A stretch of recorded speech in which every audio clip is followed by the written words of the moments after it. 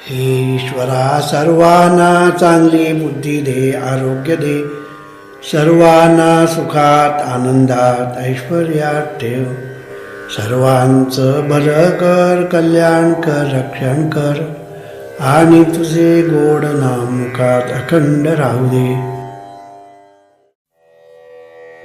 आपण जो विषय घेतलेला आहे प्रबोधनासाठी, तो विषय म्हणजे सच्चिदानंद स्वरूप.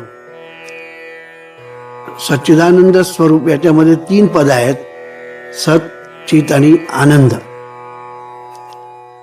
त्यापैकी सत या पदावर आपण आतापर्यंत निरूपण केलं. आता चित या पदावर सुद्धा आपण आतापर्यंत 2-3 प्रवचनं केली. चित म्हणजे शुद्ध जाणीव. चित म्हणजे शुद्ध जाणीव प्लस शुद्ध नेणीव. हे फार महत्वाचं आहे. शुद्ध जाणीव प्लस शुद्ध नेणीव. चित म्हणजे नॉलेज नाही, चित म्हणजे कॉन्शियसनेस. आणि हा कॉन्शियसनेस पुन्हा 2 प्रकार आहे, एक जाणीव आणि नेणीव या रूपात. जाणीव आणि नेणीव या रूपामध्ये असणारी ही जे चित तत्व, याच्यापैकी जाणीव आणि नेणीव ही दोन्ही आपल्या जीवनामध्ये अतिशय महत्वाची आहे. आपल्या जीवनाची गुरु किल्लीच म्हटलं तरी चालेल. सध्या मी जाणीव फक्त बोलेन, नेणीवबद्दल बोलत नाही. तर ही जी जाणीव आहे, ही जाणीव म्हणजे आपल्या जीवनाची गुरु किल्ली आहे. किंबहुना आपल्या जीवनाचं सर्वस्व म्हणजे जाणीव आहे असं जर म्हटलं तर अतिशयोक्ती होऊ नये, इतकं या जाणीवेचं महत्व आहे. परंतु ही जाणीव आपल्या ठिकाणी नांदते, ती सर्व काही करते, याबद्दलच लोकांना पूर्णपणे अज्ञान आहे. ठाऊकच नाही लोकांना की आपल्या ठिकाणी जाणीव नावाची गोष्ट आहे आणि तिच्यामुळे सर्व चाललेलं आहे, ती सर्व करते आहे. हे आपल्याला कळतही नाही, कोणी सांगतही नाही. आणि त्याचा परिणाम असा होतो की जीवन, माणसाचं जे जीवन आहे ते भरकटल्यासारखं आज चाललेलं आहे. जाणीव नावाची गोष्टीचं ज्या वेळा त्याला जाणीव होईल, जाणीवेची जेव्हा त्याला भान येईल, जाणीवेचा तो ज्या वेळेला विचार करील, जाणीव ज्या वेळेला जाणीवेच्या कक्षेत येईल, तेव्हा माणसाच्या जीवनाला अर्थ प्राप्त होईल. आणि त्याच्यातूनच परमार्थ, परार्थ, स्वार्थ या सर्व गोष्टींचा आणि सुंदरपैकी समन्वय साधला जाईल. आणि म्हणून आपण हा विषय जो घेतलेला आहे त्याचं कारण हेच आहे की ही जाणीव म्हणजे काय समजावून घेतलं पाहिजे. आणि जाणीवेमध्ये मगाशी म्हटल्याप्रमाणे ही जाणीव प्रत्यक्षात करते काय, ती प्रत्यक्षामध्ये एकच करते, म्हणजे फक्त जाणते. जाणीव जीवनामध्ये काय करते, फक्त जाणते, बाकी काही करत नाही जाणीव.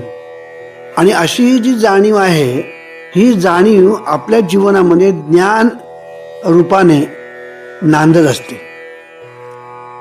तिचं जे प्रगटीकरण आहे ते ज्ञान रूपाने ही जाणीव आपल्या जीवनामध्ये नांदत असते. आता हे जे ज्ञान आपण ज्याला आपण म्हणतो, हे ज्ञान अनेक प्रकारचं असतं. म्हणजे जाणीवेची ती रूपं आहेत असं म्हटलं तरी चालेल की अनेक प्रकाराने जाणीव नांदते आपल्या जीवनामध्ये किंवा जगाच्या जीवनामध्ये. ही जाणीव जी नांदते ती अनेक रूपाने नांदते. उदाहरण द्यायचं झालं तर ज्ञान, अज्ञान, विपरीत ज्ञान, त्याच्यानंतर विज्ञान, प्रज्ञान, उपजत ज्ञान, मिळविलेलं ज्ञान, उत्स्फूर्त ज्ञान आणि दिव्य ज्ञान, किंवा ज्याला आपण प्रतिभा ज्ञान, दिव्य ज्ञान वगैरे असं जे आपण म्हणतो, असे म्हणजे 9 प्रकार मी आता सांगितले. 9 प्रकाराने ही जाणीव आपल्या जीवनामध्ये ज्ञान रूपाने नांदत असते. ही गोष्ट आपण पहिली लक्षात घेतली पाहिजे. त्याचप्रमाणे जाणीवेचं जे कार्य चाललेलं आहे तेही आपण लक्षात ठेवलं पाहिजे. जाणीव काय करते? जाणीव प्रथम व्यापते आणि मग जाणते. जाणीवेचं कार्य जर आपण पाहिलं ना, तर जाणीव प्रथम व्यापते आणि मग जाणते. म्हणजे व्यापल्याशिवाय जाणीवेला जाणता येत नाही.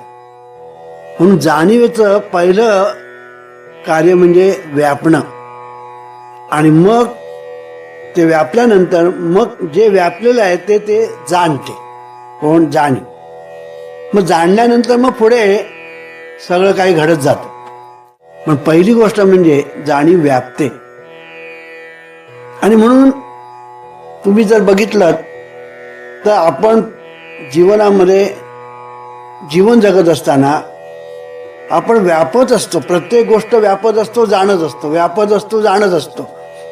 आणि हे इतक्या जलद गतीने होतं की या दोन गोष्टी चाललेल्या आपल्याला कळत पण नाही.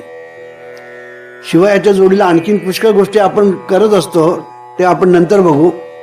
पण व्यापणं आणि जाणणं, व्यापणं आणि जाणणं ह्या ज्या महत्वाच्या गोष्टी आहेत की आपल्या जीवनाचा हा पाया आहे म्हटलं तरी चालेल, व्यापणं आणि जाणणं. आणि हे जे व्यापणं जे आहे ते इतकं भर भर भर भर चाललेलं असतं. आता मी इथे समोर बसलेलो आहे आणि माझ्या समोर प्रेक्षक आहे. प्रेक्षकामध्ये मी ज्याला व्यापेन त्यालाच मी जाणेन.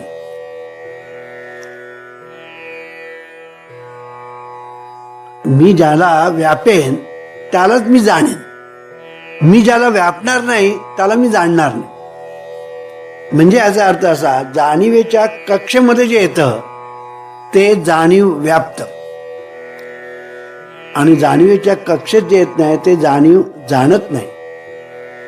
म्हणून आकार आणि विचार या दोन गोष्टीमध्ये ही जाणीव नेहमी नांदत असते.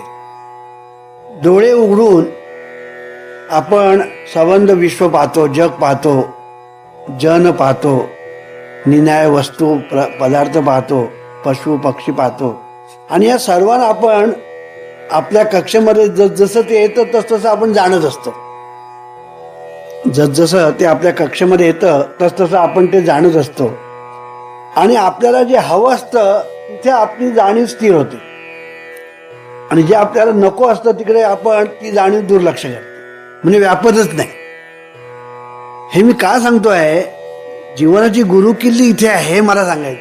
हे एकदा तुम्हाला जमलं ना की जीवनच तुमच्या हातात येतं की व्यापायचं काय, जाणायचं काय. हे जर तुम्ही प्रथम मुळाकडे जर ठरवलं, जशी गंगोत्री असते की नाही, नदीचं मूळ म्हणजे गंगोत्री, तसं आपल्या जीवनाची गंगोत्री म्हणजे व्यापणं आणि जाणणं आहे. आणि म्हणून जाणीव पहिली व्यापते आणि मग जाणते. आणि हे व्यापणं आणि जाणणं इतकं भरभर चाललेलं असतं की आपल्याला ते कळतही नाही की जाणीव आहे, ती व्यापते आहे, ती जाणते आहे, हे आपल्याला कळतही नाही. ह्याचा परिणाम असा होतो की आपण जीवनामध्ये बेसावध असतो आणि बेसावध राहतो. जीवनामध्ये जे अनेक समस्या निर्माण होतात, अडचणी निर्माण होतात, प्रॉब्लेम निर्माण होतात, दुःख, आपत्ती, विपत्ती, ह्या ज्या अनेक गोष्टी निर्माण होतात, त्याची जी अनेक कारणं आहेत त्यापैकी मुख्य कारण म्हणजे जाणीव, काय व्यापायचं आणि काय व्यापायचं नाही हे जाणीवेला जर समजलं नाही तर जाणीव भरकटत जाईल. आणि म्हणून जाणीव जी आहे ही जाणीव, या जाणीवेने जाणायचं काय, व्यापायचं काय आणि जाणायचं काय, ह्याच्यासाठी पुन्हा या जाणीवेला आणि त्याला ज्याला आपण सुसंस्कारित म्हणतो ना, ती करावी लागते. की ही जी शुद्ध जाणीव आपल्या ठिकाणी जी आहे ती पुढे अशुद्ध होते. जीवनामध्ये आपण ज्या वेळेला येतो त्यावेळेला ही शुद्ध जाणीव अशुद्ध झालेली असते, हे पहिलं लक्षात घ्या. नाहीतर मी ज्याला चित म्हणजे शुद्ध जाणीव असं म्हणतो, त्याला ती मुळात ती शुद्ध असते, पण नंतर ती अशुद्ध होत जाते. आज तुमच्या सर्वांच्या ठिकाणी जी जाणीव नांदते ती अशुद्ध स्वरूपात नांदते, म्हणजे ती स्वस्वरूपाच्या विसरात ही जाणीवच नांदत असते, पण स्वरूपाच्या विसरात. म्हणजे जाणीवेचं ज्ञान नाही, जाणीव नाही, आणि त्याचा परिणाम जाणीव स्वरूपाच्या विसरात म्हणजे स्वतःच्या विसरात ती नांदत असते, स्फुरत असते, व्यापत असते आणि जाणत असते. हे सर्व काही कार्य जाणीवेचं चाललेलं असतं. आता या जाणीवेला स्वरूपाचा विसर पडतो आणि ती अशुद्ध होते. ती अशुद्ध होते ना, त्याला देहबुद्धी असं म्हटलेलं आहे. त्या देहाचा दोष नाही, देहामुळे ती अशुद्ध होते असं नव्हे, तर स्वरूपाचा विसर पडल्यामुळे ती अशुद्ध होते. आणि स्वरूपाचा विसर पडतो त्याला कारण माया. माया म्हणजे रिझन अननोन. आणि म्हणून ही जी जाणीव आहे, ही जाणीव कशी आहे, एक उदाहरण देतो म्हणजे मी काय म्हणतो ते कळेल. ती कशी शुद्ध आणि अशुद्ध कशी होत जाते त्याचं जर वर्णन करायचं झालं तर असं करता येईल की पाऊस पडतो, तो आकाशातून पडतो. आकाशातून पाऊस पडतो, तो सर्व ठिकाणी पडतो, पण मुख्य पर्वतावर पडतो. पर्वतावर पडला की पर्वताचा संग झाल्याबरोबर तिकडे पहिली ती अशुद्ध झाली. कारण पर्वतावरती पडली म्हणजे पाऊस पडला की ते पाणी पहिलं जे आकाशातून पडत असतं त्याला अत्यंत शुद्ध स्वरूपात असतं.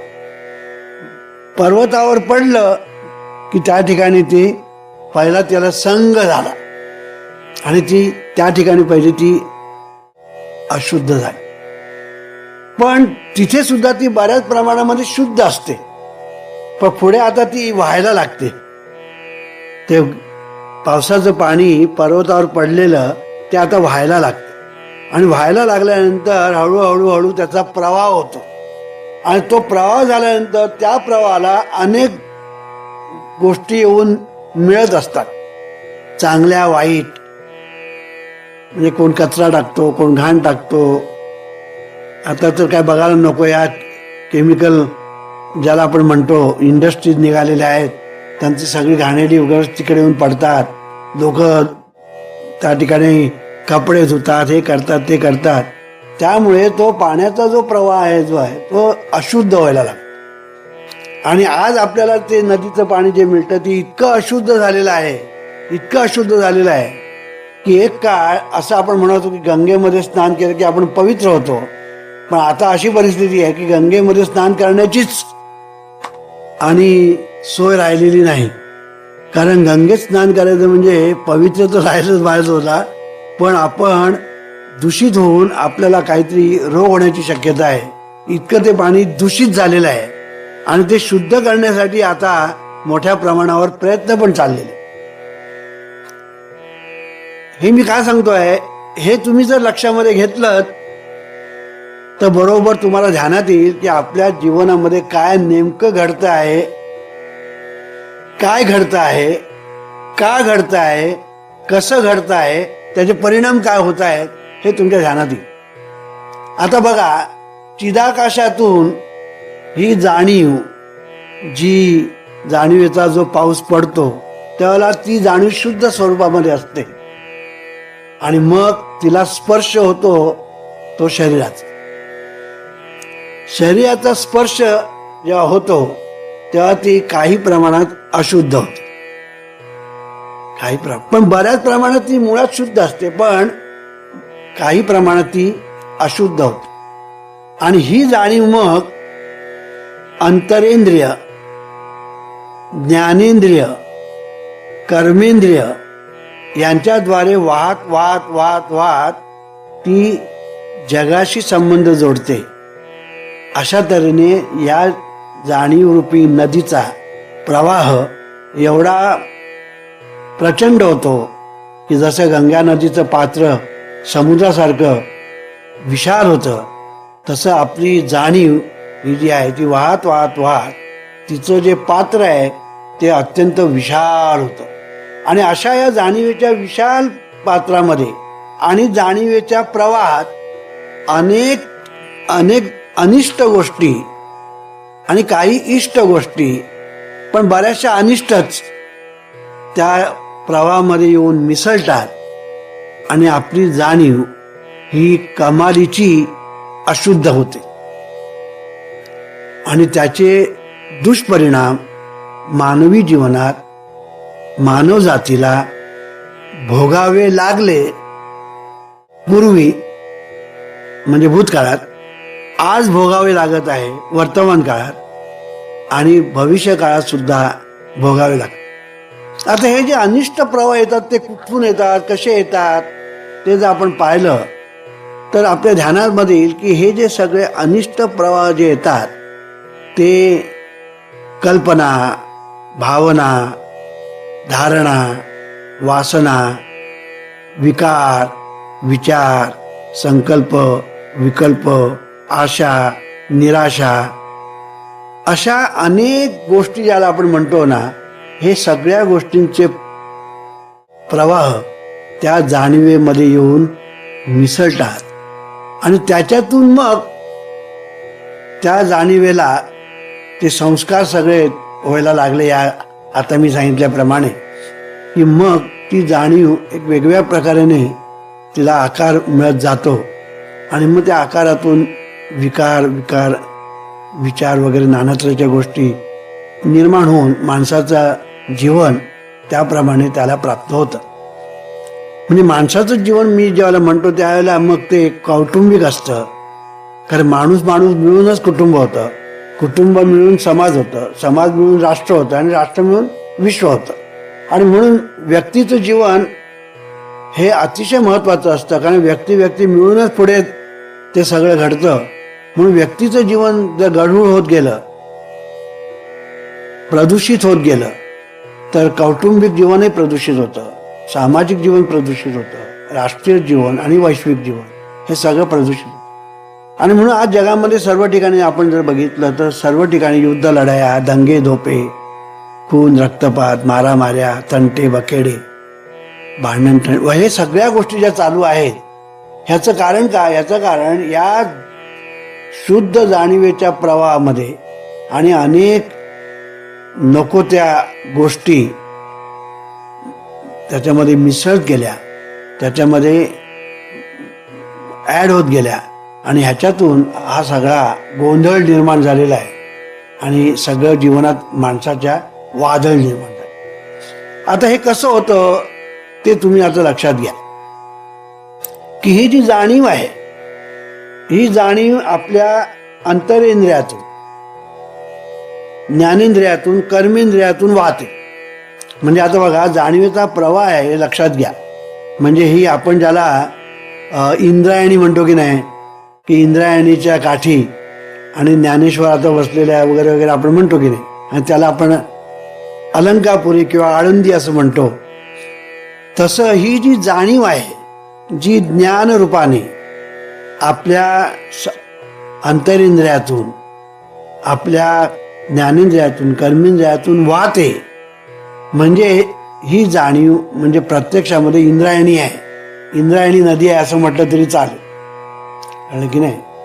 आणि म्हणून ही इंद्रायणी नदी आपल्या ठिकाणी जी वाहत असते, तिचं पहिलं वाहन सुरू होतं ते अंतरेंद्रियातून होतं. आता अंतरेंद्रिय म्हणजे कुठले आले? मन, बुद्धी, चित्त आणि अहंकार, म्हणजे अंतरेंद्रिय हे चार. ज्ञानेंद्रिय म्हणजे आपल्याला माहिती आहे, नाक, कान, डोळे वगैरे हे ज्ञानेंद्रिय, आणि हात, पाय, जीभ वगैरे हे जे आहे हे सगळं कर्मेंद्रिय. आता ह्याच्यातून ही सगळी वाहते आहे. आता ही वाहते कशी? ही वाहत असताना ह्याच्यामध्ये जे अनिष्ट संस्कार येऊन मिसळतात, त्याच्यामुळे त्या जाणीवेला एक विशिष्ट प्रकारचा आकार प्राप्त होतो. संस्कारामुळे आकार प्राप्त होतो, हे आपण लक्षात ठेवायचं. संस्कार जे आपल्याला मिळतात त्याप्रमाणे आपल्याला आकार प्राप्त होतो. कोणाला? जाणीवेला. जाणीव म्हणजेच वास्तविक खरी म्हणजे जीव. तेव्हा जाणीवेला आकार जो प्राप्त होतो तो संस्कारामुळे. आणि हे संस्कार कसे होतात ते जर आपण जर पाहिलं तर आपण ज्याला इंग्लिशमध्ये कल्चर म्हणतो किंवा संस्कृती म्हणतो, मोठा शब्द आहे संस्कृती. आणि आपण समजतो की संस्कृती ही फार चांगली वगैरे वगैरे, पण सगळं जे गाडं बिघडलेलं आहे ना ते या संस्कृतीमुळेच हे असं जीवनविद्या सांगते की सगळं गाडं जे मानव जातीचं सगळं गाडं जे बिघडलेलं आहे ना ती संस्कृतीमुळेच. कारण ही जी संस्कृती आहे ना ती संस्कृती किती आहे या जगामध्ये, अनेक प्रकारच्या संस्कृती आहेत. पूर्वी होत्या मोहेंजोदारो संस्कृती, आणि नंतर सुमेरियन संस्कृती, बॅबिलोन संस्कृती, अशा अनेक संस्कृती, आणि आपली हिंदू संस्कृती. तर अशा अनेक संस्कृती जुन्या होत्या. आणि आज त्याच्यामध्ये आणखी नवीन नवीन संस्कृती त्याच्यामध्ये निर्माण झालेल्या आहेत. म्हणजे मुस्लिम संस्कृती, ख्रिश्चन संस्कृती, शीख संस्कृती, पारशी संस्कृती, नंतर जू लोकांची संस्कृती, अशा निन्या संस्कृती ज्या आहेत, ह्या सगळ्या ज्या संस्कृती ज्या आहेत म्हणजे आपण या संस्कृतीच्या द्वारे आपण संस्कार ज्याला आपण म्हणतो, हे संस्कार आपण मुलाबाळावर करत असतो. म्हणजे मुलाबाळांच्या ठिकाणी ही जी जाणीव आहे त्या जाणीवेवर आपण हे संस्कार करत असतो. आता एवढे संस्कार आपण जे करतो त्याच्यातून काय निर्माण झालं की प्रत्येक संस्कृती ही त्या संस्कृतीपुरती मर्यादित राहिली. आणि त्याचा परिणाम असा झाला की आमची संस्कृती श्रेष्ठ, दुसऱ्यांची संस्कृती कनिष्ठ, ही भावना निर्माण झाली. आणि त्याच्यातून मग आमचा धर्म श्रेष्ठ, आमची जात श्रेष्ठ, आमचा वंश श्रेष्ठ, ह्या गोष्टी सगळ्या निर्माण झाल्या. त्याचप्रमाणे आमचा देव आमच्यावर कृपा करतो, इतर धर्माच्या लोकांवर देव कृपा करत नाही, म्हणून तुम्ही आमच्या धर्मात या, धर्मांतर करा वगैरे वगैरे अनेक भानगडी ज्या निर्माण झाल्या आणि त्याच्यातून भांडणतंटे निर्माण झाले. त्याचं कारण ही संस्कृती. म्हणून ही जी संस्कृती आपण ज्याला म्हणतो, आज ज्याला आपण संस्कृती म्हणतो आणि सिव्हिलायझेशन, ह्या सगळ्या गोष्टीतूनच अनिष्ट गोष्टी आज मानवजातीला प्राप्त झाल्या. आणि त्याच्यातूनच मानवजातीचं आज संपूर्ण जीवन आज धोक्यामध्ये आलेलं आहे. याचं एकमेव कारण की हे संस्कार, संस्कृतीच्या नावाखाली आपण जे संस्कार मुलाबाळावर करतो, लहानपणापासून करतो, कळत आणि न कळत. हा संस्कार दोन प्रकारचे असतात, एक कळत होतात आणि काही न कळत होतात. मग कळत आणि न कळत असे हे जे संस्कार होतात, त्या संस्कारातून त्या मुलांना म्हणजे मुलांच्या ठिकाणी असणारी जी जाणीव, त्या जाणीवेला तुम्ही आकार देत असता. जसा तो कुंभार मातीला आकार देतो तसे तुम्ही तुमची जी मुलं बाळं आहे त्यांना लहानपणापासून कळत आणि न कळत त्यांच्यावर तुम्ही जे संस्कार करता, त्या संस्कारामुळे त्या मुलाबाळांना तुम्ही विशिष्ट आकार देता. म्हणजे त्यांच्या जाणीवेला आकार देता. त्याचा परिणाम असा होतो की ती मुलं बाळं हळूहळू मोठी मोठी होता होता होता होता त्या संस्काराप्रमाणे जीवन जगायला लागतात. आणि त्याचा परिणाम असा होतो की त्यांचे विचार, उच्चार, आचार, इच्छा, कल्पना, भावना, धारणा, आशा, निराशा, वासना, ह्या सगळ्या गोष्टी ज्या आहेत त्या संस्कार तुम्ही जे करता त्याप्रमाणे त्यांच्या ठिकाणी त्या निर्माण होतात. आणि ती मुलं मोठी झाल्यानंतर त्या संस्काराप्रमाणे म्हणजे त्या कल्पना, भावना, धारणा, वासना वगैरे गोष्टीप्रमाणे विचार करू लागतात, उच्चार करू लागतात, इच्छा करू लागतात, आचार करू लागतात. आणि ह्याच्यातून मी मगाशी म्हटल्याप्रमाणे तंटे, बखेडे वगैरे वगैरे निर्माण होऊ लागतात. म्हणून हा सगळा जो संस्कृतीच्या नावाखाली किंवा देव धर्म संस्कृती असे आपण म्हणूया, देवाच्या नावाखाली, धर्माच्या नावाखाली, संस्कृतीच्या नावाखाली जे काही आज आपण मुलाबाळावर संस्कार करतो, उत्तम म्हणून, चांगलं म्हणून, पण ते खरं म्हणजे उत्तम नसतात, ते चांगले नसतात. संस्कार जे व्हायला पाहिजे ते होत नाही आणि नको ते संस्कार होतात की ज्याने माणूस संकुचित वृत्तीचा बनतो. विशाल बनण्याच्या ऐवजी तो संकुचित वृत्तीचा बनतो आणि त्याच्यातूनच मग ह्या सगळ्या समस्या मानवी जीवनामध्ये निर्माण होतात. आणि म्हणून ह्याच्यासाठी जीवनविद्या असं सांगते की हे जे संस्कार आपण जे करतो संस्कृतीच्या नावाखाली, ते संस्कार आणि जीवनविद्या जी संस्कृती सांगते ती संस्कृती आणि ते संस्कार ह्याच्यामध्ये जमीन आसमानाचं अंतर आहे. आता हे जे अंतर आहे ते कसं आहे की आपण ज्याला संस्कृती म्हणतो ती कन्व्हेन्शनल संस्कृती किंवा साधारण संस्कृती आपण म्हणूया, किंवा आज आपण ज्याला म्हणतो संस्कृती ती संस्कृती इन कन्व्हेन्शनल संस्कृती. आणि जीवनविद्या ज्याला संस्कृती म्हणतं ती संस्कृती म्हणजे मानवी संस्कृती, ह्युमन कल्चर. हा भेद लक्षामध्ये जर ठेवला तर जीवनविद्येचं तत्वज्ञान का आत्मसात केलं पाहिजे, जीवनविद्येचं तत्वज्ञान आज काळाची गरज का आहे हे तुमच्या ध्यानात येईल आणि मगच तुम्हाला जीवनविद्येचं महत्त्व कळेल. अन्यथा तुम्हाला ते कळणार नाही. ज्याला आपण प्रचलित संस्कृती असं म्हणतो, त्या प्रचलित संस्कृतीमुळे मानवी जीवन कमालीचं गढूळ झालेलं आहे आणि त्याच्यातूनच मी मगाशी म्हटल्याप्रमाणे युद्ध, लढाया, दंगे, धोपे, खून, रक्तपात हे निर्माण होतात. आणि म्हणून जीवनविद्येला ही ज्याला आपण सो कॉल्ड संस्कृती किंवा प्रचलित जी संस्कृती आहे ती जीवनविद्येला मान्य नाही. माणसाचं माणूस पण आज माणूस गमावून बसलेला आहे, त्याचं कारण ही संस्कृती.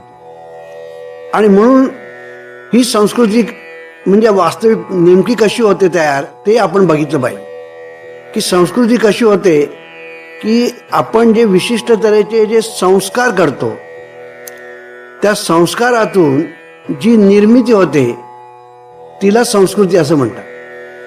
आपण जे संस्कार करतो मुलाबाळावर लहानपणापासून, म्हणजे ते देव, धर्म, संस्कृती, नियती वगैरे वगैरे ह्याच्यातून आपण जे किंवा शिक्षण वगैरे शिकवण हे जे आहे ते शिक्षण, शिकवण आणि संस्कार यांच्याद्वारे आपण मुलाबाळावर लहानपणापासून कळत आणि नकळत जे संस्कार करतो त्या संस्कारातून जी निर्मिती होते त्याला संस्कृती असं म्हणतात. आणि म्हणून ही जी निर्मिती आज होते याला प्रचलित संस्कृती म्हणतो. याचं कारण प्रत्येक संस्कृती आपण जर बघितली तर वेगवेगळी आहे. त्याच्यामध्ये पुन्हा पोट जाती आहे ते वेगळ्याच. म्हणजे एक संस्कृती आपण जर म्हटली एक हिंदू संस्कृती, तर त्या हिंदू संस्कृतीमध्ये अनेक प्रकार आहेत. त्याच्यामध्ये अनेक पुन्हा भाषा, प्रदेश, तिकडचे एकंदर परिस्थिती आणि नाना तऱ्हेचे त्यांच्या असणारं शिक्षण, शिकवण, संस्कार हे पुन्हा त्या ठिकाणी वेगळे आहे ते वेगळंच. मुस्लिम संस्कृतीमध्ये तसंच की तिकडे सुद्धा निन्या जाती, पोट जाती वगैरे जे आहेत की त्याच्यामुळे सुद्धा प्रत्येकाची ती संस्कृती पुन्हा वेगळीच होते. परंतु ठोकळ मानाने मग ते हिंदू असू दे, मुसलमान असू दे, ख्रिश्चन संस्कृती असू दे, याचा आणि कुठली संस्कृती, ठोकळ मानाने जी काही एक विशिष्ट प्रचलित संस्कृती म्हणून जी मान्य केलेली असते त्याला आपण ती संस्कृती असं म्हणतो. मग त्याच्यामध्ये मग भेद असतो, तो भाग वेगळा. तसं ह्या ज्या मी मगाशी म्हटल्याप्रमाणे ज्या नाना तऱ्हेच्या ज्या संस्कृती ज्या आहेत याच्यातून आज मानवी जीवन कमालीचं प्रदूषित झालेलं आहे, कमालीचं गढूळ झालेलं आहे. आणि त्याच्यातून मानवी जीवनामध्ये अनेक समस्या निर्माण झाल्या आणि आज मानवजात विज्ञानाची प्रगती होऊन सुद्धा आज सुखी नाही असं आपल्याला दिसतं. म्हणून जीवनविद्या असं सांगते की ज्याला आपण प्रचलित संस्कृती असं म्हणतो ती संस्कृती आपण बाजूला सारली पाहिजे आणि त्याच्या ऐवजी मानवी संस्कृतीचा आपण अवलंब घेतला पाहिजे. आता मानवी संस्कृती म्हणजे काय? जीवनविद्या असं सांगते की मानवी संस्कृतीचं एक पंचशील आहे. आणि हे पंचशील म्हणजे 5 तत्व: समता, सभ्यता, सामंजस्य, सहिष्णुता आणि समान. ही जी 5 तत्व आहेत, ही 5 तत्व म्हणजे मानवी संस्कृतीचे पंचशील आहे. आणि म्हणून सगळ्या मुलाबाळांना लहानपणापासून आपण ज्यावेळेला संस्कार करायला लागतो त्यांच्यावर, तेव्हा ते संस्कार पहिला समता असली पाहिजे. समता हा एक अत्यंत महत्वाचा आणि संस्कृतीचा महत्वाचा भाग आहे. आज आपण जर पाहिलं तर कुठल्याच धर्मामध्ये समता नाही, सगळीकडे विषमता आहे असं आपल्याला दिसून येईल.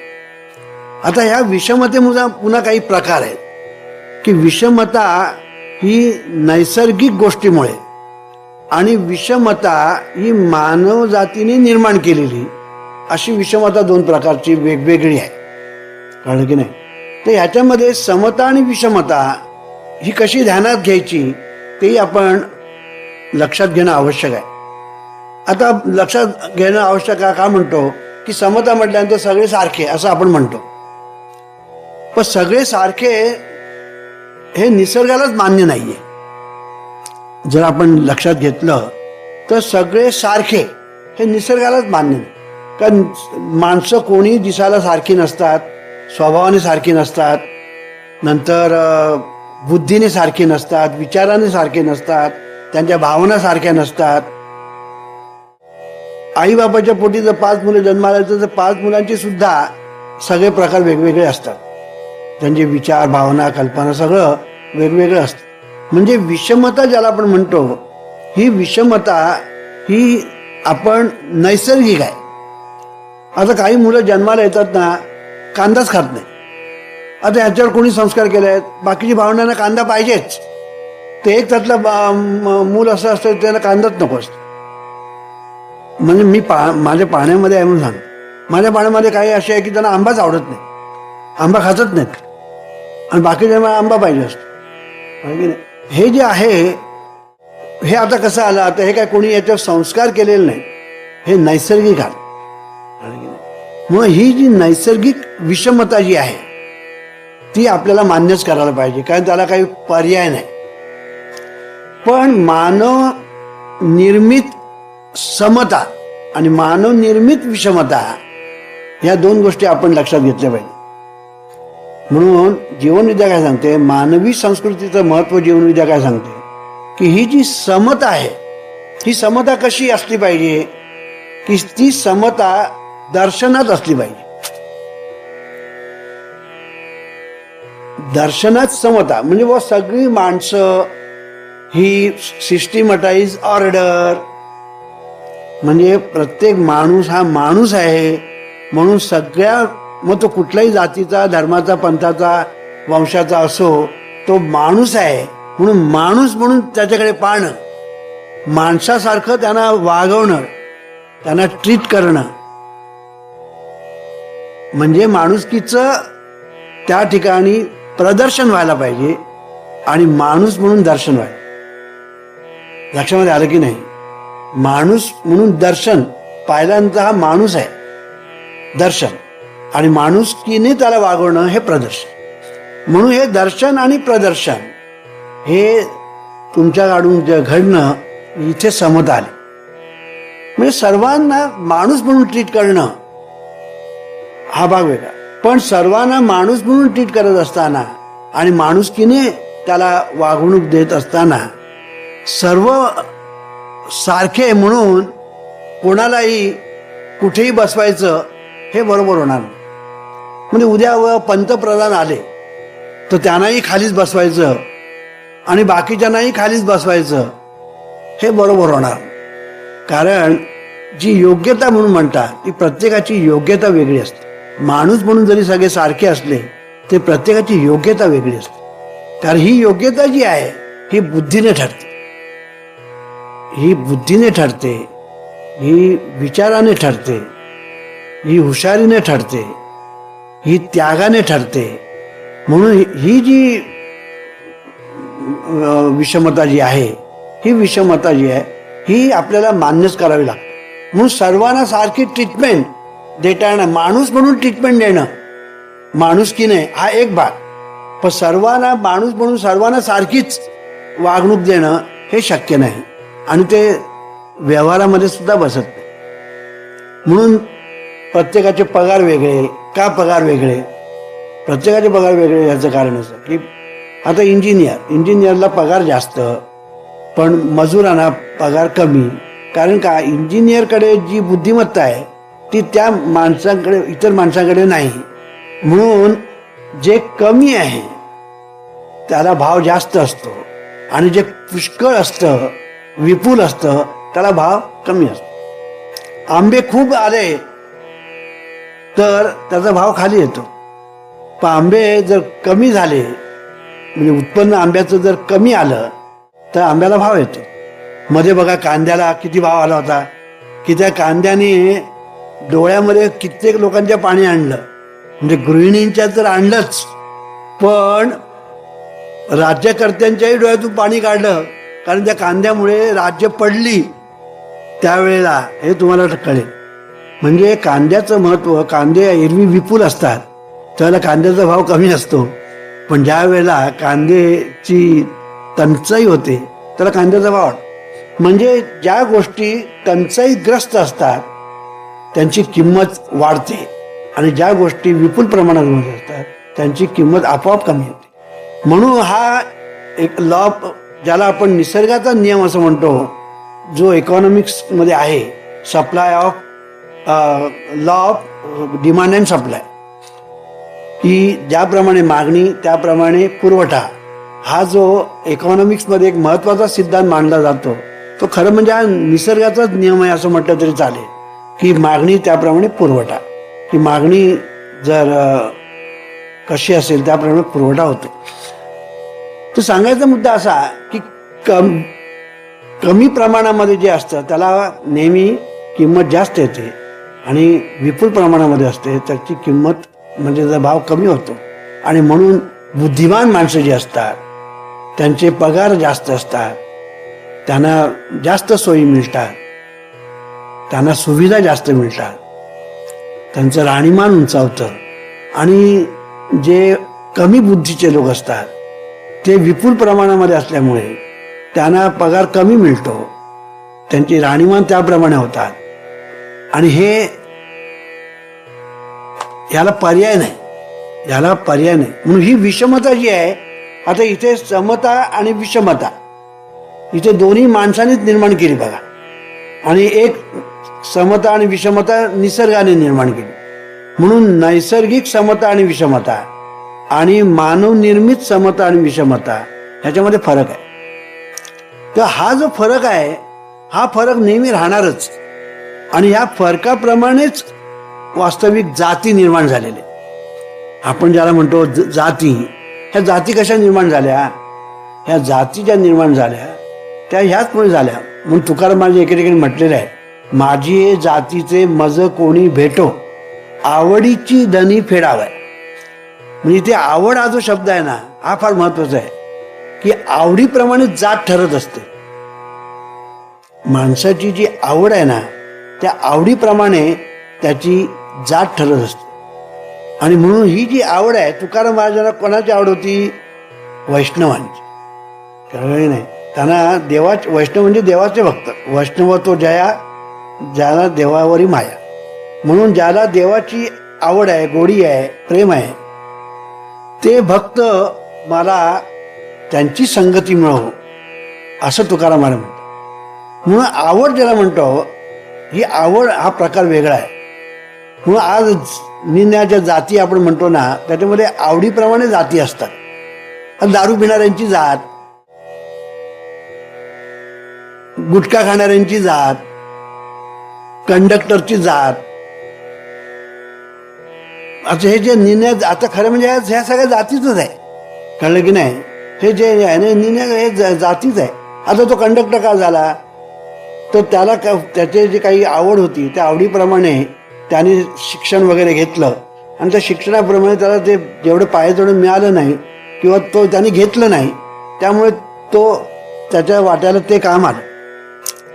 तर थोडक्यात सांगायचा मुद्दा म्हणजे असा की ह्या जाती उपजाती वगैरे ज्या निर्माण होतात त्याला मुख्य कारण म्हणजे आवड एक असतं, आणि दुसरं कारण म्हणजे ती एक सोय नावाचा जो एक प्रकार आहे की आपल्याकडे पूर्वी जाती निर्माण झाल्या. का निर्माण झाल्या की त्याचं कारण म्हणजे माळ्याचा मुलगा माळी, सोनाराचा मुलगा सोनार, लोहाराचा मुलगा लोहार, ब्राह्मणाचा मुलगा ब्राह्मण, ह्या ज्या जाती निर्माण झाल्या ह्याचं कारण का की पूर्वीच्या काळी ती एक सोय होती की त्याला शिक्षण आपोआपच घरामध्ये मिळायचं. सोनाराच्या मुलाला सोनाराचं शिक्षण ते घरातच मिळायचं, लोहाराच्या मुलाला लोहाराचं शिक्षण घरातच मिळायचं.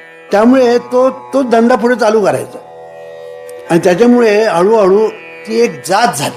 म्हणून आज बघा सगळ्या जाती ज्या आपण म्हणतो ना, ह्या जाती म्हणजे काय, आपण म्हणतो ब्राह्मण म्हणजे काय, भिक्षुकीचा धंदा करतात ब्राह्मण. मग दुसरे कोण माळी, माळ्याचा धंदा करतात ते माळी, कोळी, साळी, तेली, कोळी, हे सगळं जर बघितलं, लोहार, सोनार, सुतार, हे जर बघितलं सगळ्या जाती आहेत. तुझी जात काय, तो म्हणे माझी जात सुतार, तो म्हणे माझी जात लोहार, तो म्हणे माझी जात सोनार. ह्या कुठून आल्या, ह्या धंद्याप्रमाणे आल्या. धंदा कसा आला की वडील जो धंदा करत होतं त्या धंद्याची आपोआप त्याच्या ठिकाणी ती आवड निर्माण झाली, आपण हाच धंदा करावा, आणि तो धंदा करायला लागला. आणि अशा तऱ्हेने या जाती उपजाती वगैरे निर्माण झाल्या. तर ह्याच्यामध्ये ह्या नैसर्गिक आहेत. तसं बघायला गेलं या नैसर्गिक आहे. ह्या मानवाने मुद्दाम निर्माण केलेल्या जाती नाही, ह्या धंद्यावरून या जाती निर्माण झालेल्या आहेत आणि अजूनही त्या धंद्याप्रमाणे चालल्या आहेत. पण आज कोळी जो आहे तो कोळ्याचा धंदा करत नाही, ब्राह्मण आहे तो ब्राह्मणाचा धंदा करत नाही, आणि सोनार आहे तो सोनाराचा धंदा करेल, सोनार आहे तो दुसराच धंदा करेल, दुसरा आहे तो सोनाराचा करेल. असं आज उलटं सुलटं झालेलं आहे, कारण आज परिस्थिती सगळी बिघडलेली आहे. म्हणून पूर्वीच्या काळच्या जाती आज कालबाह्य झालेल्या आहेत. त्या जातींना काहीही अर्थ राहिलेला नाही, त्या कालबाह्य झालेल्या आहे, हे आपण लक्षात ठेवलं. आणि म्हणून जात ज्याला आपण म्हणतो त्याचा संबंध सोय, सुविधा, आवड ह्याच्याशी असतो. पण हे मी का सांगतो आहे की तुमच्या ठिकाणी असणारी ही जी समता, म्हणजे ज्याला आपण मानवी संस्कृतीचं पहिलं तत्व म्हणजे समता, ही समता म्हणजे सर्वांच्या ठिकाणी माणूस म्हणून पाहणं आणि त्याला माणुसकीचं वागणूक देणं, ट्रीटमेंट देणं, ही पहिलं समतेचं लक्षण. हे पहिलं समतेचं लक्षण आहे की माणूस म्हणून पाहणं आणि माणुसकीने त्याला वागवणं, माणसानी माणसाबरोबर माणसासारखं वागून परस्परांना सुखी करण्याचा प्रयत्न करणं, हेच आमच्या दृष्टीने भजन आणि पूजन, भक्ती आणि उपासना, आणि हाच खरा धर्म असं जीवनविद्या सांगते. आणि म्हणून मगाशी म्हटल्याप्रमाणे ही समता जी आहे, ही समता हा जीवनविद्येचा महत्वाचा घटक मानवी संस्कृतीचा. आता दुसरा घटक म्हणजे सभ्यता, म्हणजे ज्याला आपण सभ्यता असं आपण म्हणतो. हे सभ्यता हा मानवी संस्कृतीचा अत्यंत महत्वाचा घटक आहे की सभ्यपणाने वागणं आपण म्हणतो, त्याच्या ठिकाणी कल्चर आहे असं आपण म्हणतो की नाही. म्हणजे काय, याचा अर्थ त्याच्या ठिकाणी कसं वागावं, कसं बोलावं, कसं परस्परांशी संबंध ठेवावे, हे ज्याला कळतं त्याला आपण कल्चर्ड मनुष्य असं म्हणतो. म्हणून सभ्यतेचं लक्षण काय की सभ्यता ज्याच्याजवळ असते ना, त्याचं बोलणं, त्याचं चालणं, त्याचं वागणं हे सभ्यतेला धरून असतं, त्या ठिकाणी असभ्यता नसते. आणि म्हणून सभ्यतेला धरून बोलणं, चालणं, वागणं, विचार करणं असतं, ही एक महत्वाची गोष्ट आहे. आणि म्हणून जीवनविद्या या सभ्यतेला महत्वाचं स्थान देते. आता बघा, कित्येक पूर्वी बायकांना मारतात, कळलं की नाही, दारू पिऊन मारतात, रागाने मारतात, क्रोधाने मारतात, लोभाने मारतात. आता पुष्कळ ठिकाणी लोभाने मारतात. मुलीच्या घरून अमक्या पैसे आण, स्कूटर घेऊन ये म्हणून ते सूनबाईला त्रास देतात. हा लोभाचा प्रकार आहे. म्हणजे हा जो सगळा जो प्रकार आहे असभ्य प्रकार आहे. मला काय म्हणायचं आहे, हा जो सगळा प्रकार जो आहे हा असभ्य प्रकार आहे. आणि हा जो असभ्य प्रकार आहे हा जीवनविद्येला मान्य नाही. जीवनविद्या असं सांगते की माणसाने माणसाबरोबर माणसासारखं वागणं ही सभ्यता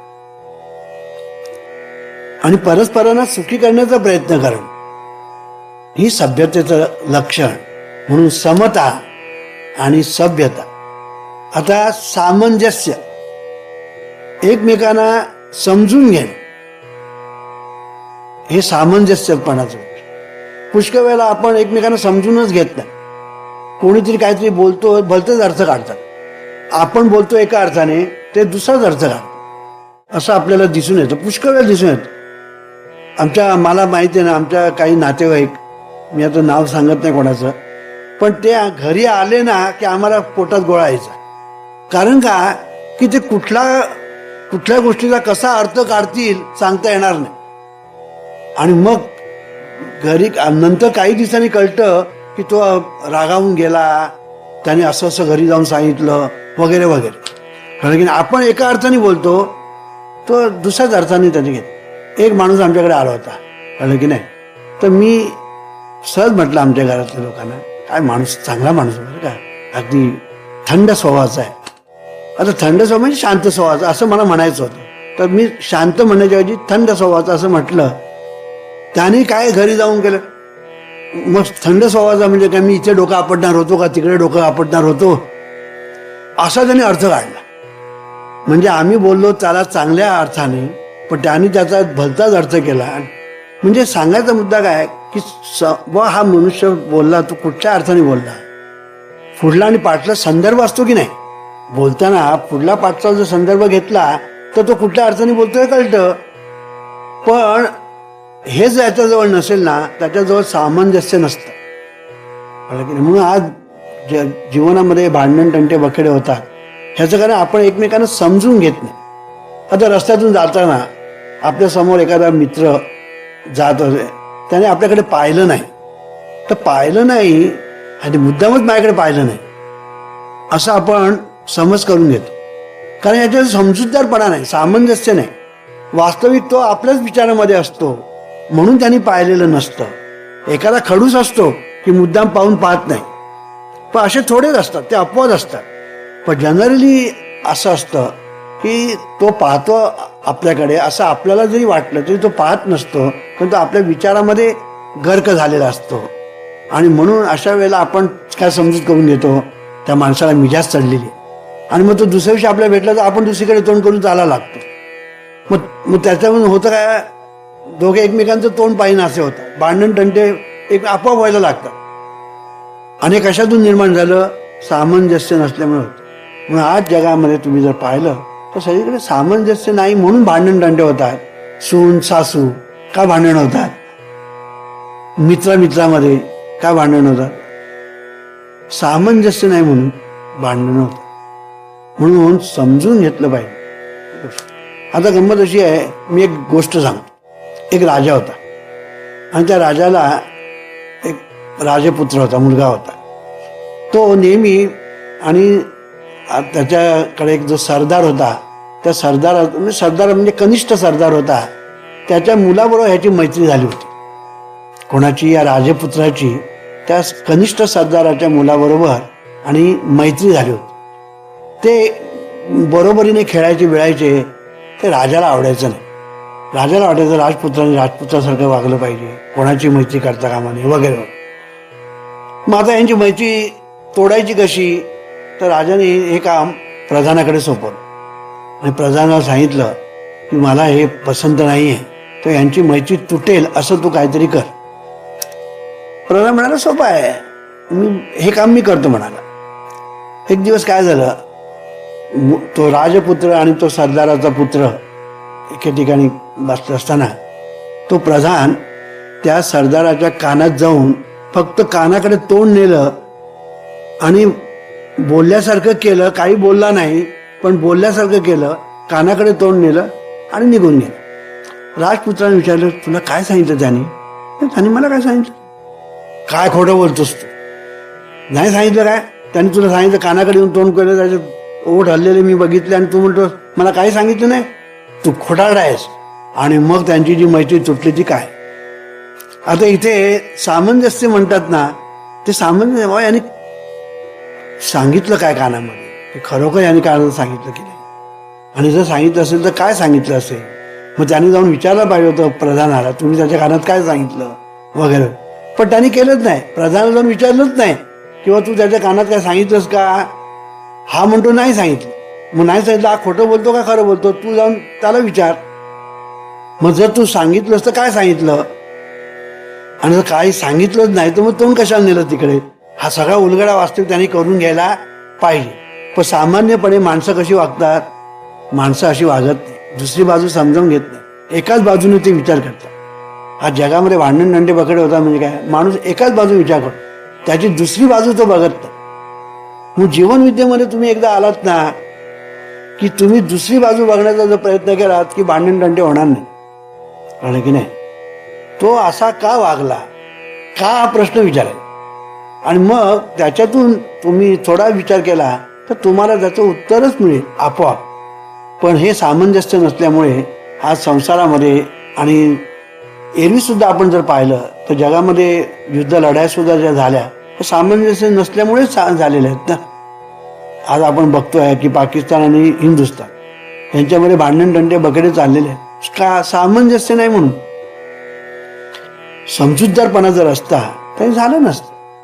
पण ही भांडण तंटे बकडे होतात का, मगाशी म्हटल्याप्रमाणे संस्कृती हा एक प्रकार, संस्कार हा प्रकार, तर त्याच्याचमुळे हा सामंजस्यपणा जो आहे ना हा संस्काराचा भाग आहे. की जीवनविधीमध्ये तुम्ही एकदा आलात आणि आम्ही तुम्हाला हे सांगितलं की तो संस्कार तुमच्यावर होतो, किंवा दुसऱ्याची बाजू समजावून घ्या. तुम्ही एकाच बाजूने पाहू नका, तर दुसऱ्या बाजूने पहा. एकदा अशी गंमत झाली, कळलं की नाही. एक माणूस होता, तो रस्त्यावरून चालला होता आणि त्याला लांबून एक सरडा दिसला, आणि तो सरडा त्याला आणि हिरव्या रंगाचा दिसला. तो आणखीन जरा पुढे गेल्यानंतर त्या पाठीमागून एक त्याचा मित्र येत होता. त्या मित्राने सुद्धा तो सरडा पाहिला आणि त्या सरड्याचा रंग होता तांबडा. आता हे दोन मित्र पुढे गेल्यानंतर भेटले, तर हा सांगतो काय, तो सरडा मला दिसला ना, काय त्याचा हिरवा रंग होता. म्हणतो हे तो हिरवा रंगाचा नव्हताच, तो तांबड्या रंगाचा होता. अरे काय सांगतो, मी बघितला त्याला हिरवा रंग होता. अरे तू काय सांगतो, मी बघितला तर तांबडा रंग होता. आता इथे काय झालं, आता वास्तविक सरड्याचे रंग बदलतात हे जर त्याला माहीत असेल तर तो म्हणजे सामंजस्य, इथे सामंजस्य पाहिजे आणि थोडं ज्ञानही पाहिजे, किंवा सरड्याचे रंग बदलतात. तर त्याने असा विचार केला पाहिजे की बाबा हा काय खोटं बोलणार नाही. कशाला खोटं बोलणार, सरड्याचा रंग हिरवा आहे, हा खोटं कशाला बोलणार. बरं मी तांबडा बघितला रंग, मी खोटं बोलत नाही, मग तोही खोटं बोलत नाही, मी खोटं बोलत नाही, मग खरं काय. मग आपण शोधून काढलं पाहिजे. हे शोधून काढतो ना, त्याच्याजवळ सामंजस्य असेल ना तरच तो शोधून काढेल. सामंजस्यपणा नसेल तर तो शोधून काढणार. म्हणून सामंजस्य हा मानवी संस्कृतीचा एक महत्वाचा घटक. त्याचप्रमाणे सहिष्णुता, ही जी सहिष्णुता ज्याला म्हणतात की सहन करणं, याला सहिष्णुता म्हणतात. दुसऱ्याचे अपराध, दुसऱ्याचं बोलणं. आता सासू सुनामध्ये भांडण का होतं, सहिष्णुता नाही म्हणून. कळलं की नाही. मित्रामित्रामध्ये भांडण का होतं, सहिष्णुता नाही म्हणून. जीवनविधी मिशनमुळे सुद्धा काही लोक भांडतात आपापसात, कारण सहिष्णुता नाही. तर सांगायचा मुद्दा काय की माणसं आपापसात भांडतात, माणसं घरामध्ये भांडतात, समाजामध्ये भांडतात, राष्ट्रात भांडतात, विश्वात भांडतात. ही भांडण तंटेबाकडे का होतात, सामंजस्य, समजूतदारपणा नाही. सामंजस्य ज्याला आपण म्हणतो, म्हणजे समजूतदारपणा ज्याला आपण म्हणतो, तो त्यांच्या ठिकाणी नसतो, आणि म्हणून हे भांडण तंटे बघा. मग जीवनविद्या काय सांगते, तुमच्या ठिकाणी सहिष्णुता पाहिजे, सामंजस्य नव्हे, सहिष्णुता. तुमच्या ठिकाणी सहिष्णुता पाहिजे. आणि ही जी सहिष्णुता जी आहे ना, हे कल्चरचं लक्षण आहे. मानवी संस्कृतीचा हा एक महत्वाचा भाग आहे, म्हणजे सहिष्णुता. आणि म्हणून माणूस जितका सहन करणारा असेल तितका तो जीवनामध्ये यशस्वी होतो. आणि ज्याला सहन करण्याची ताकद नाही ना, तो जीवनामध्ये नेहमी अपयशी होतो. ज्याला सहन करता येत नाही तो फटकन बोलतो, काहीतरी वागतो, काहीतरी करतो. आणि ज्याचा जो सहनशक्ती असतो ना, तो गप्प राहतो, तो सहन करतो आणि पुढे जातो. जसं मी एक उदाहरण देतो की पोहायला आम्ही जात होतो लहानपणी समुद्रात. तर मोठी एखादी लाट आली, तर मोठी लाट आल्यानंतर आम्ही काय करायचो, समुद्राच्या पोटातच शिरायचं की लाट डोक्यावरून निघून जायची. पण काही जे अडाणी होते, मूर्ख होते, ते त्या लाटेला तोंड द्यायचे. त्यामुळे ती लाट त्यांच्या छातीवर फुटायची आणि हे फेकले जायचे. कळलं की नाही? म्हणून ज्यांच्याजवळ सहिष्णुता आहे ते त्या समुद्राच्या पोटात शिरतात, ते नम्र होतात, हात जोडतात. आणि ज्यांच्याजवळ सहिष्णुता नाही त्यांना जीवनामध्ये अनेक आपत्ती विपत्तींना तोंड द्यावं लागतं. कारण अनेक समस्यांना ते निर्माण करतात. म्हणून हे आणि शेवटी राहिलं काय? समाधान. समाधान हे खरं धन आहे माणसाचं. समाधान, धन शेवटी आहे ना, धन आहे माणसाचं खरं धन म्हणजे समाधान. ज्याच्याजवळ समाधान आहे तो श्रीमंत, आणि ज्याच्याजवळ समाधान नाही तो दरिद्री म्हटलं तरी चालेल. कारण किती पैसा मिळाला आणि त्याला जर समाधान नसेल तर तो दरिद्री. घरामध्ये भरपूर संपत्ती आहे तरी हाव आहे. ते आम्ही टी व्हीवर एक बघतो आम्ही, काय तिसरा डोळा आम्ही बघतो. काय काय बघण्यासारखं असता, तो मी तिसरा डोळा का बघतो तेच आम्हाला कारण सांगतो. त्याच्यामध्ये प्रॉपर्टीसाठी, पैशासाठी आणि माणसं वाटेल ते करतात हो. ते त्याच्यात दाखवतात आणि खून करतात काय आणि काय नाना तऱ्हेच्या गोष्टी करतात, नको त्या गोष्टी करतात केवळ पैशासाठी, प्रॉपर्टीसाठी. की प्रॉपर्टी, पैसा माणसाला सुख देऊ शकत नाही, समाधान देऊ शकत नाही, आनंद देऊ शकत नाही, हे माणसाला कळतच नाही. तो पैशाच्या पाठीमागे, प्रॉपर्टीच्या पाठीमागे धाव सुटतो. आणि जितका तो पैशाच्या आणि प्रॉपर्टीच्या पाठीमागे धावेल तितका तो दुःखी होईल. आज कितीतरी माणसं तुम्हाला सापडतील किती केवळ आज जगामध्ये दुःख काय ते ह्याच्याचसाठी दुःख आहे की समाधान माणसाला नाही. किती मिळालं तरी समाधान नाही. की नाही? म्हणून हे समाधान नावाची गोष्ट जी आहे ही फार महत्वाची गोष्ट आहे. ते एक धन आहे. आणि म्हणून समाधान ज्याच्याजवळ आहे ना त्याला आरोग्य प्राप्त होतं. समाधान आहे ना तो जीवनामध्ये त्याला शांती प्राप्त होते. समाधान आहे तो जीवनामध्ये यशस्वी होतो. समाधान आहे तो जिकडे जाईल तिकडे लोक त्याचा सत्कार करतात. आणि म्हणून आपल्याकडे एक म्हण आहे, न मागे त्याची लक्ष्मी होय दासी. असं एक आपल्याकडे एक म्हण आहे, न मागे त्याची लक्ष्मी होय दासी. की जो समाधानी मनुष्य आहे ना त्याला सर्व काही प्राप्त होतं. मला सांगायचा मुद्दा असा की हे समाधान, आता इथे तुम्ही कदाचित म्हणाल की बाबा मनुष्याच्या जवळ महत्वाकांक्षा नसावी का? महत्वाकांक्षा हा भाग वेगळा आणि समाधान हा भाग वेगळा. महत्वाकांक्षा प्रत्येक माणसाला असलीच पाहिजे, पण महत्वाकांक्षा असणं आणि समाधान असणं या दोन गोष्टी भिन्न आहेत. म्हणून समाधान असणं हे महत्वाचं आहे आणि या समाधानाच्या अधिष्ठानावर त्यांनी प्रयत्न करणं अधिक चांगल्या गोष्टीसाठी हा महत्वाकांक्षाचा भाग. पुन्हा या महत्वाकांक्षेमध्ये वैयक्तिक महत्वाकांक्षा आणि राष्ट्राच्या अपेक्षित महत्वाकांक्षा हा एक भाग पडतो. म्हणून वैयक्तिक आमचं जीवनविद्या असं सांगते की वैयक्तिक दृष्टीने माणसाच्या ठिकाणी महत्वाकांक्षा असावी पण ती परिमित असावी, आणि राष्ट्राच्या अपेक्षेमध्ये महत्वाकांक्षा असावी पण ती अमर्याद असावी. की आपलं राष्ट्र सर्वांगाने, सर्व अर्थाने, सर्व बाजूने, सर्व अँगल्सने आपलं राष्ट्र सर्व राष्ट्रांच्या पुढे जावं अशी महत्वाकांक्षा प्रत्येक हिंदुस्थानी माणसाने बाळगावी. ही महत्वाकांक्षा पाहिजे. पण मला खूप प्रॉपर्टी पाहिजे, मला खूप श्रीमंती पाहिजे, मला खूप पैसा पाहिजे, मग त्याच्यासाठी वाटेल ते करा. राष्ट्रद्रोहापर्यंत सुद्धा माणूस जातो जर त्याच्या ठिकाणी आज लोभ असेल संपत्ती, प्रॉपर्टीचा. सांगायचा मुद्दा असा की जीवनविद्या असं सांगते की ही मानवी संस्कृती मानवी जीवनामध्ये मानवाला सर्व काही सुख, शांती, समाधान आणून द्यायला समर्थ आहे. म्हणून मानवी संस्कृतीचा